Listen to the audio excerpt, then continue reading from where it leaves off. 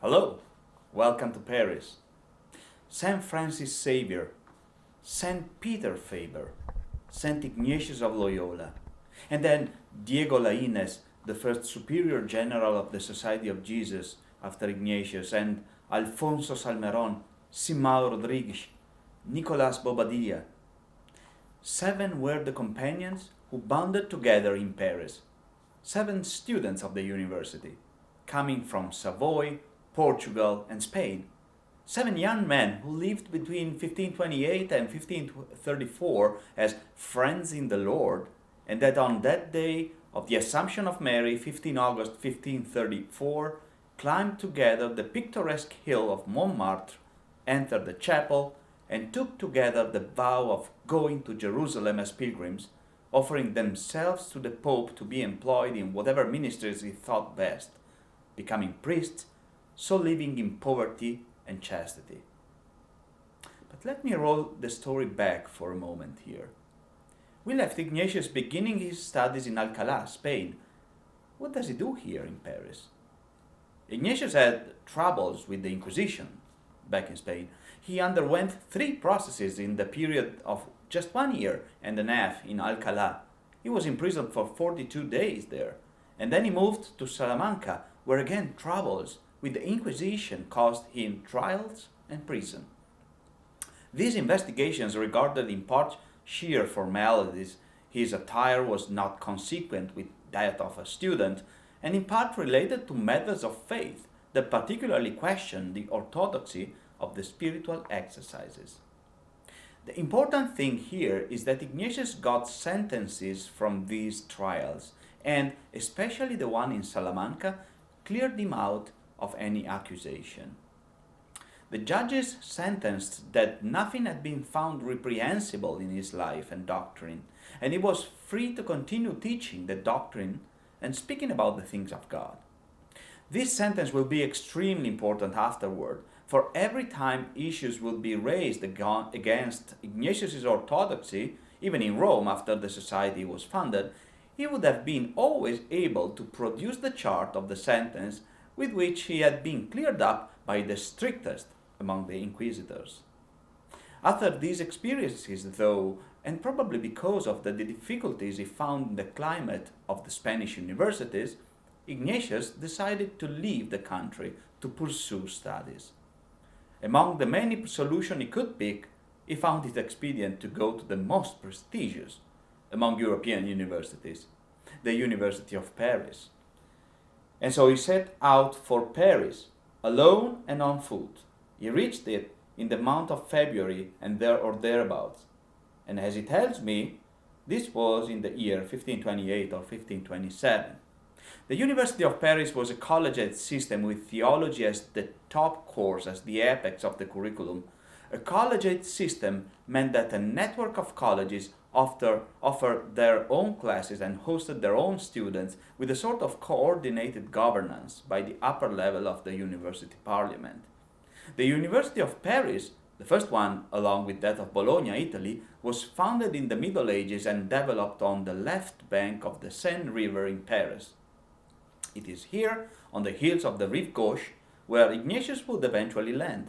After a brief initial stay at the hospital of Saint-Jacques and Montagu, first at the gates of the city and then on the left bank, he joined the College of Saint Barbe, where he met Francis Xavier, Diego Lainez, and Pierre Fabre first. These 3 were students already, and Pierre Fabre was to be the first to graduate as a master. They bound together with Ignatius very strongly, and Ignatius' charisma was certainly crucial. His spirituality was too. And his vocation of helping souls that he kept following very strictly, even during his studies which began from scratch, as the narrative says. He was sent back to study grammar with children. Certainly, Ignatius' charisma over his roommates was boosted by the difference of age. He was older than them. He had stories about his pilgrimage and conversion to tell, and he had the spiritual exercises. Once again, a practice that seemed to truly resonate with the needs of the faithful at that moment. Ignatius had to adjust himself to adapt to the code of university life in Paris, when he exceeded in allegedly pushing fellows to help souls so disregarding studies, he was given the whip and humiliated in the hall room of the college by his principal, the Portuguese Diogo de Gouveia. He certainly learned the lesson and proved a very good student and still a firm practitioner of his mission of helping souls and giving the spiritual exercises. Please remember about this principle, Diogo de Gouveia, for in the future, where Ignatius and his companion would be in Rome waiting for the papal confirmation of their new order, the Society of Jesus, Diogo played a fundamental role in having the King of Portugal endorsing the request of those clérigos letrados, his lettered clerks, his alumni, whom he cherished so much. After 6 years of commonality and sharing, 7 students of the University of Paris were ready to bond together in a companionship that was led by Ignatius' vision.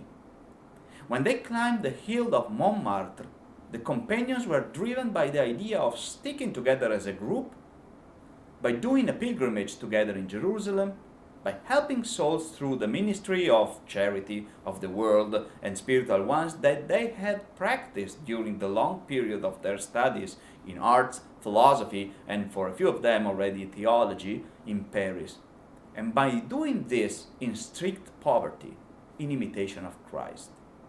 Pierre Favre, the only priest among them, celebrated the Mass. Just before communion, the celebrant turned to his companions and heard each one recite his vow, whose precise formula we still don't know. What we do know, though, is that the plan to undertake a collective pilgrimage to Jerusalem included a sort of exit strategy already. In fact, they promised that they would all assemble in Venice, the necessary port of embarkation, if after waiting for a whole year, as you remember, those journeys were strictly regulated by Rome, and depending upon the war zone and conflicts in the Mediterranean Sea. So, if after waiting for a whole year, it should become clear that the pilgrimage was not possible, they would present themselves to the Pope, and that he might send them where he thought best. Now, enjoy La Ville Lumière this week. Next time I will see you among the Calli of Venice to check on whether this companionship will be able to embark for the Holy Land, or, if not, figure out, through a lengthy, pondered deliberation, what the future had in mind for them.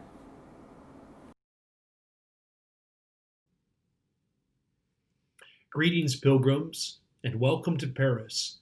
This week, we spend time with Ignatius in Paris, and we consider the gift of companionship, which is the theme for this week on our pilgrimage.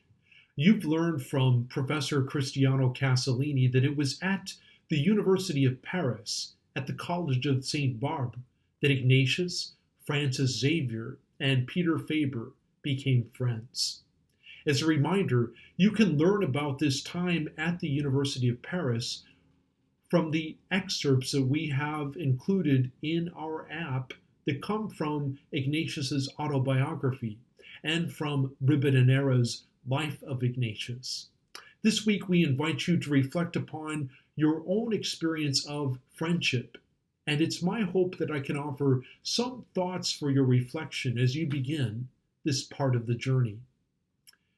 Here at Boston College, I have the opportunity to live with our first-year students in Fenwick Hall, one of the residence halls for our freshmen. It's a true gift to accompany our students in the transition into college life. One thing that becomes very apparent right away is the need for the students to connect with one another. They start to put themselves out there so that they're available to one another, to go to lunch or dinner, to go to the gym, to chat in the hall, to go to the game. The students recognize right away that they need to find each other. Eventually, friendships develop, and students discover the joy of companionship. When I get a group of these students together for a brunch, I like to ask them, "Tell me about how you all became friends."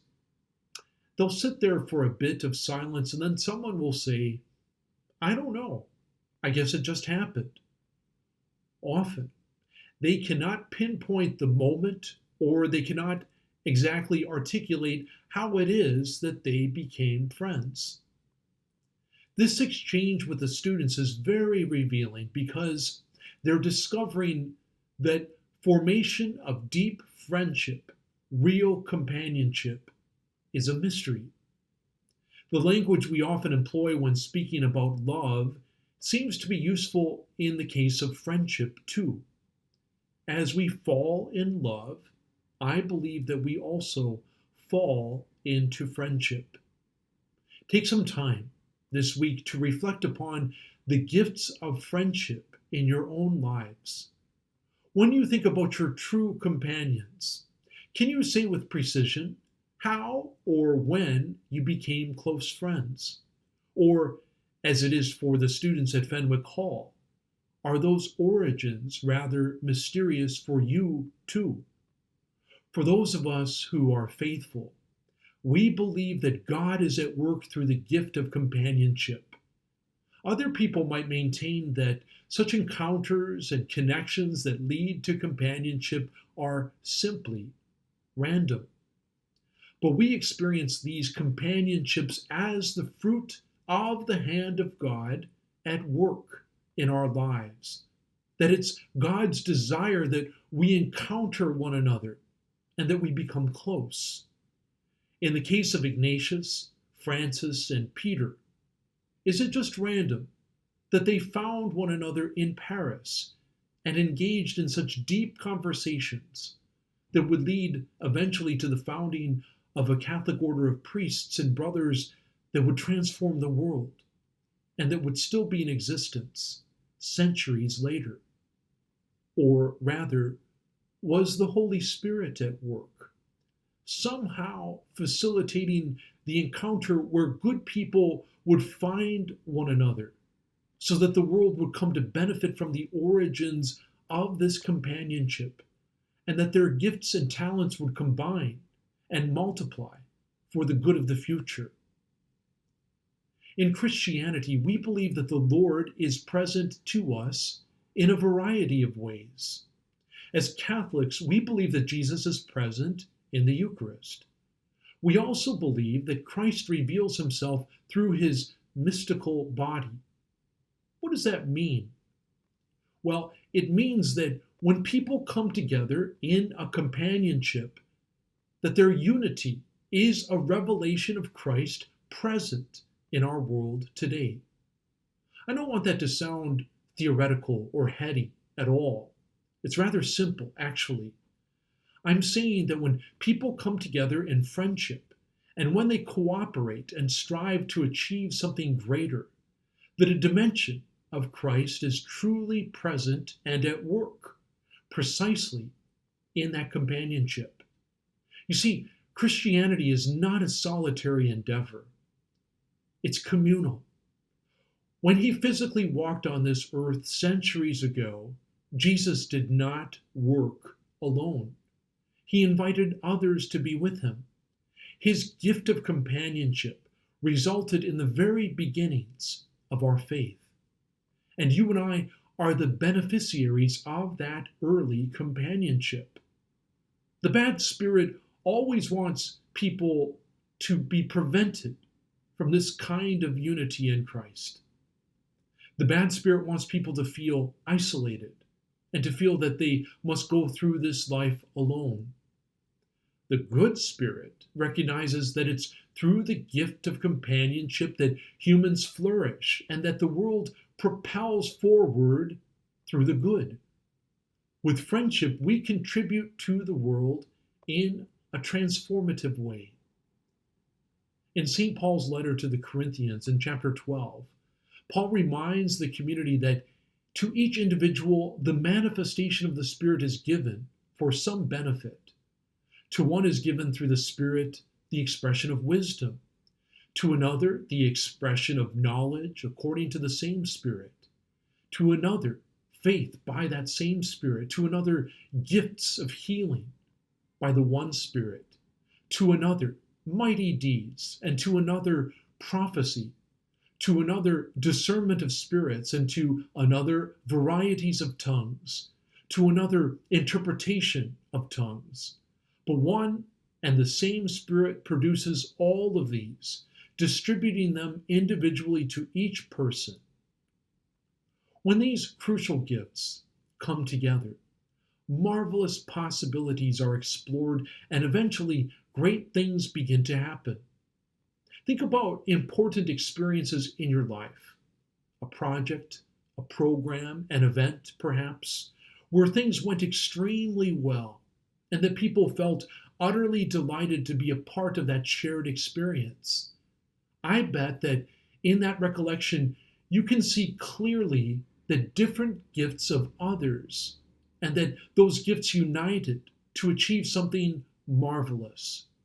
I bet, too, that as you reflect, you're also remembering those companions, those friends with whom you shared that experience, and that you're remembering them with very special love.